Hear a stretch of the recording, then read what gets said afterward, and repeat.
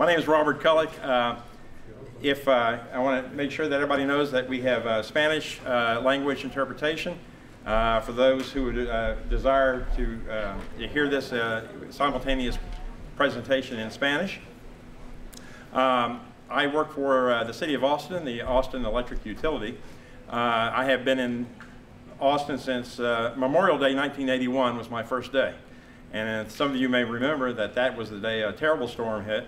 13 people were killed in the Shoal Creek watershed, and tremendous damage occurred.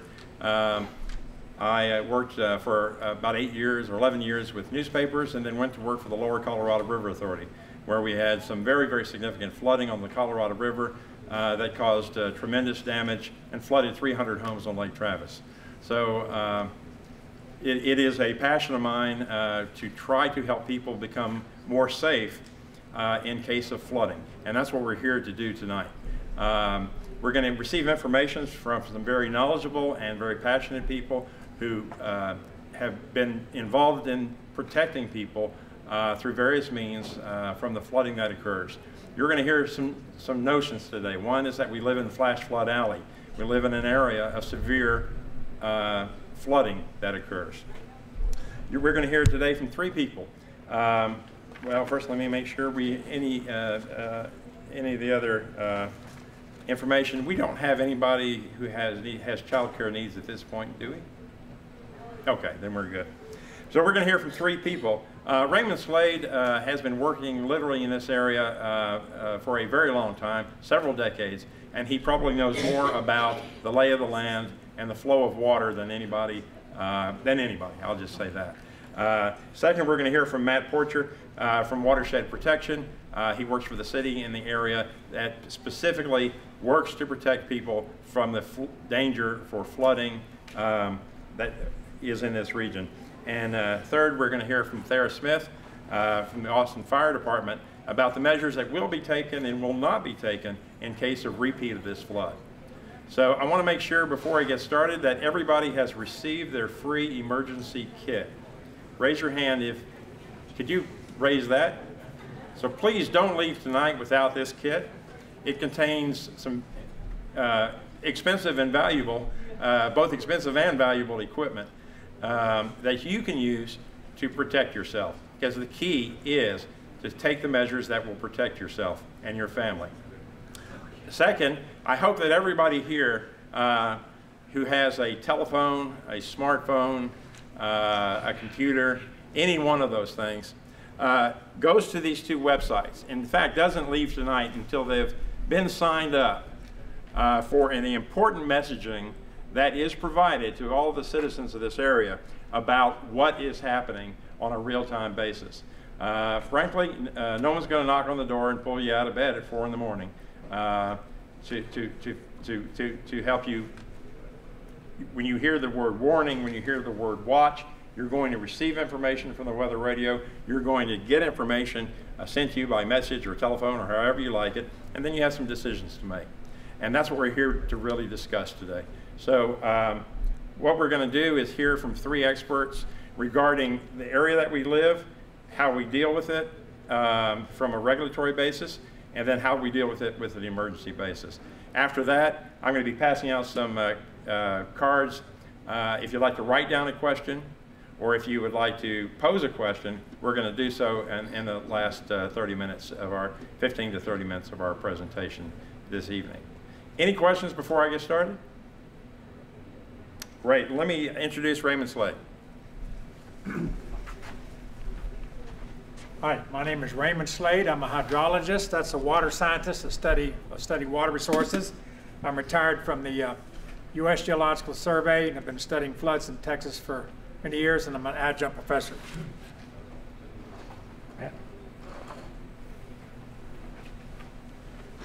Hi, I'm Matt Porcher. I work for the City of Austin's Watershed Protection Department, and I've worked there for 13 years. Battalion Chief Thayer Smith with the City of Austin Fire Department.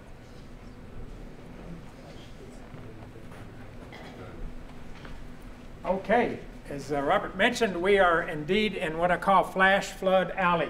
These floods can occur very rapidly and without prediction. It can be very high, This is an example of the past in Austin.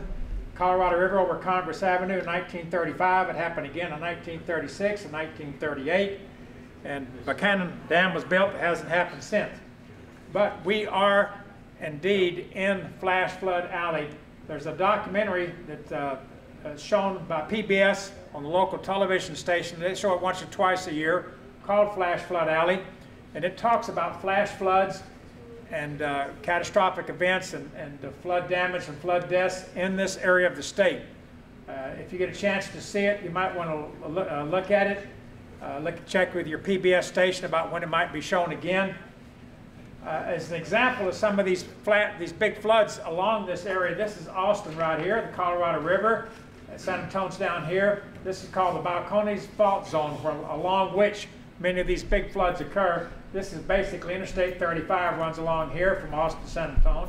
These are storms that have occurred in the past, 40 inches in 1921. The center of that storm was near Thrall, near Taylor, Texas, just north of Austin. Here's 26 inches in 2 days, 35 inches in 2 days, 23 inches, 30 inches, 20 inches. There have been dozens of storms in this area that have occurred in the past, and they are catastrophic. Many of these storms are much greater than the so-called 100-year storm. They can produce peaks even much greater than the 100-year peak. By the way, the 100-year, some of you may have seen these floodplains. The 100-year floodplains was mapped. That doesn't mean it's going to happen once every 100 years. What that means is that's the floodplain, flood level, that has a 1% chance of occurring in any given year. But it can happen in back-to-back years. So, and many of these floods are even greater than that. That 1921 storm I talked about in Thayer, it was 23 inches of rain in 6 hours, 38 inches in 24 hours in Thrall and Williamson County. It wiped out Taylor, Texas. Had this storm hit Austin, it could have very easily wiped out Austin. Austin was on the edge of that storm. It only got 19 inches in 1 day. So this is an example of one. Austin, we call these rain bombs because they are indeed bombs and they just dump. Austin did get a small rain bomb, not even a major one. There's been some much worse. In 1981, Memorial Day weekend on Shoal Creek, this area in blue is the area that got inundated. These are all homes along here that were flooded. 13 people drowned, and it could have been a whole lot worse because the center of that storm was actually west of Austin. It rained more northwest and southwest of Austin than it did in Shoal Creek. Had the center of that storm hit Austin, it would have been a whole lot worse. Some of these world record rainfall rates, a lot of them, as I said, have occurred in Texas. Just that 21 storm, 1921, 32 inches in 12 hours, 12 inches in 1 hour in New Braunfels, 22 inches in less than 3 hours in Deanas, Texas, and in Medina, 1978, had 48 inches in 72 hours. Wow. So a lot of these are world record rainfall rates, and as I said, they cannot be predicted. These storms can build and occur so rapidly that the National Weather Service can't predict them. TV meteorologists typically do not predict those storms. Here's an example just in the last 40 years of storms that have occurred within one county of Travis County. Some of these are Williamson, some in Travis, some in Hays County. These are all rain bombs. 18 inches in 21 hours in San Marcos, 1970. There's 30 inches in 2 days, 1998 in Hays County. 10 inches in 6 hours in West Austin, 2001.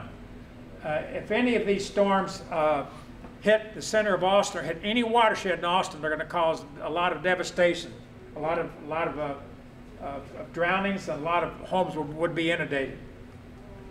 To make it even worse, people forget when floods occur. For example, there was a big flood. This is the Colorado River west of Austin. There was a big flood in about 1932. This shows right here the years from 1928 to current, and each of these dots, circles, represents the highest peak that occurs every year since the record. This is a USGS stream flow gauging station. This shows the peak discharge. So the higher it plots on this graph, the higher the peak is. So there was one big peak back in here, but then there was, in 31 years, there was only one big peak occurred. But then all of a sudden there was 5 big peaks occurred in 6 years. 5 big peaks in 6 years. So these things can be clustered in time, because they're not spread out evenly. something sort of comparable that happened in the Onion Creek watershed. 1998, we had a peak of 32 feet. And there was a meeting after that. I was involved in that meeting with a lot of people. 2001, there was another flood on Onion Creek of 36.5 feet. It was even higher. And then this one was even higher, 40.13 feet in 2013.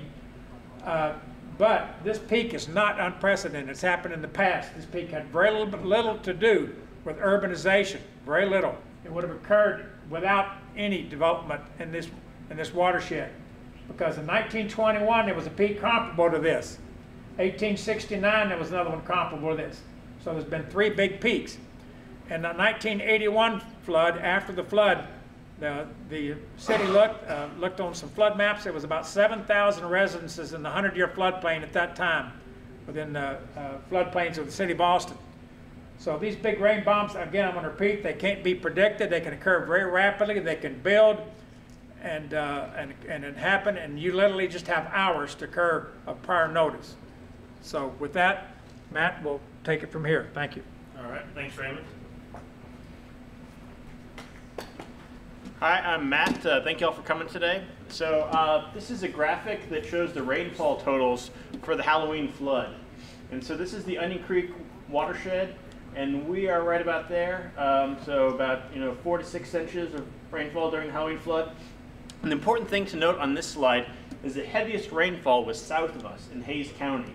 So that was 11 plus inches of rainfall during the Halloween flood. And if this rain bomb had fallen a little bit north, it would have been much worse, much more devastating. So this is the Onion Creek watershed. So in this outline, so Onion Creek is a really big watershed. It covers 344 square miles. That's bigger than the city of Austin itself. So part of Onion Creek watershed is in Travis County, part of it's in Hayes County, and a little bit is in Blanco County. And so what is a watershed? Well, basically a watershed is the area of land that drains to a creek. So everybody in Austin is in a watershed. So earlier Raymond mentioned the Memorial Day flood. That hit the Shoal Creek watershed. So the Halloween flood really impacted the Onion Creek watershed. And so Onion Creek watershed, we'll get in a little bit closer. All right, so there's some contributing streams in the big Onion Creek watershed. We've got Williamson Creek, which had a really bad flood on October 13th. 100 homes flooded, 1 person died. October 13th, we cannot forget that flood. So there's Williamson Creek, Slaughter Creek, Bear, Little Bear, and then Big Onion Creek, and this all drains into the Colorado River. So one analogy we like to use when explaining a watershed is, imagine it's kind of like a funnel. So you've got the big end, and then you got the bottom end. And so this is us right here, Perez Elementary School. So this is us. And all this area, this huge area, that's the big end. That's the big end of the funnel. So you've got water coming in there. And where does it come out? It comes out the little end of the funnel. That's right here. That's the backyards of the Onion Creek neighborhood that flooded on Halloween. So that's basically what happened. You've got this gigantic upstream watershed, Travis County, Hayes County, Blanco. Water's coming in the big end of the funnel, it comes out the small end, Onion Creek neighborhood. So that's what happened. All right, so some tools. So the city of Austin has some tools. We use gauges and we have models and radar and other things. And so we want to give y'all some tools. So did y'all get your emergency kits? So the critical thing in your emergency kit, ma'am, so we can get you a backpack afterwards if you're shaking your head no. So please come see me afterwards. But the most important thing in your emergency kit is your NOAA All Hazards Weather Radio. So it's in the padded pocket in your backpack. So consider this like your emergency alarm clock. So you got this, please plug it in. It's got batteries in there. It's programmed, it's ready to go. So anytime there is a watch or warning for Travis County, this thing will blast an alarm. It'll wake you up. So the screen changes color. We've got a laminated note card inside, one side English, one side Spanish. This will explain what the color codes mean on here. So this is your emergency alarm clock. So this thing blasts in the middle of the night, it wakes you up. What do you do then? Well, I would recommend you turn on your TV. So the city of Austin cannot endorse any network, but me personally, I'm a big fan of KXAN and Jim Spencer. So you know we have a big storm. Jim Spencer will break into the broadcast. He'll loosen his collar, he'll roll up his sleeves, and he will broadcast for hours, and he will tell you what's going on. So this is programmed, as I said before, it's ready to go, but you need to plug it in. Please check your backpack, make sure you got that AC adapter. If you don't, come see me, we'll fix it. So this wakes you up. This will give you any watches or warnings for Travis County. Well, Travis County is huge. You know, if we're down here in Onion Creek, we don't care what's going on in Shoal Creek or Upper Brushy Creek or all the other creeks in Austin. So we have a service called ATX Floods Alerts. This is creek level notifications. We've got ambassadors walking around with iPads. Please see one of them. Please sign up for this service. This is creek level notification. Something's happened in Onion Creek, you will get a notification. This is email, SMS, a voice. So please sign up for ATX Floods Alerts. ATXfloods.com. So one thing that we have found is that in the city of Austin and in Texas, 75% of flash flood deaths happen on the road, particularly at low water crossings. So we have this website, atxfloods.com. It shows all the low water crossings in our area, in the city of Austin, and whether they're open or closed. So green means open, red means closed. Very, very simple. So next time it rains, please check out atxfloods.com. See where the low water crossings are, whether they're open or closed, and you can know to avoid those. 75% of flash flood deaths happen on the road. All right, final thoughts. Save yourself, turn around, don't drown. Hopefully everyone here has heard turn around, don't drown. Extremely important. Everyone who died in the Halloween flood was either on the road or too near a creek. So check atxfloods.com, find out where the low water crossings are in your area, know to avoid those. Get alerts. We got your NOAA weather radio. Please keep it plugged in. Please keep it near a window if you can so it gets clear signal. When this thing blasts, turn on your TV, find out what's going on. Also sign up for ATX Floods Alerts. Get that creek level notification. Learn, plan, live. This is a message that we really stress. So learn what your flood hazards are. Learn where the low water crossings are near you. Make a plan. Part of your plan can be the emergency kit that we gave you. It's a starter emergency kit. You know, please add the stuff that you need to protect yourselves and your family. And finally, we do all this because we want you all to live. Onion Creek has flooded. It will flood again, 100%, no doubt about that. Thank you. Now, Thayer Smith.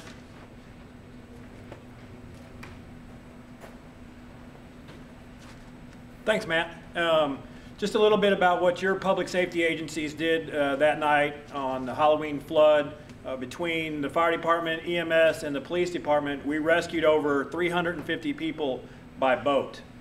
By helicopter, Starflight, Travis County, another 50 people were rescued. So over 400 people were rescued that night. So just a little bit about flood safety. Matt's already covered a lot of it. The biggest thing is most of the deaths, like he said, do occur in vehicles.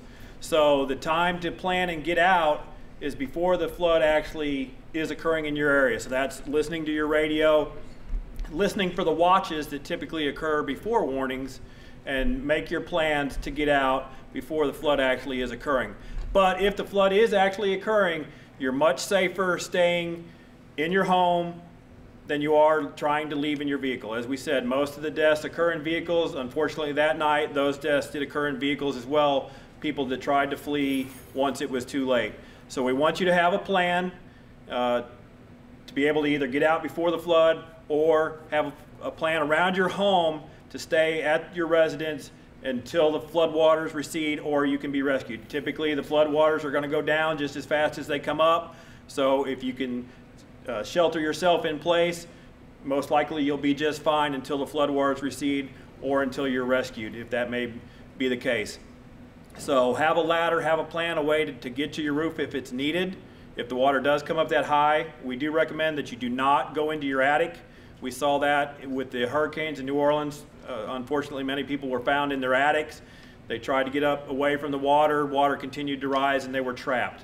So we do not recommend that you, as you continue to go up, probably the safest place is to go up to your roof, not to your attic. And as we saw the Halloween night, there were plenty of folks, other than the 400 that we rescued, there were many others that stayed safe that night on their roof. So with that, that's kind of the message that we've got, and at this point we'll turn it back over to the facilitator and answer any questions that you have.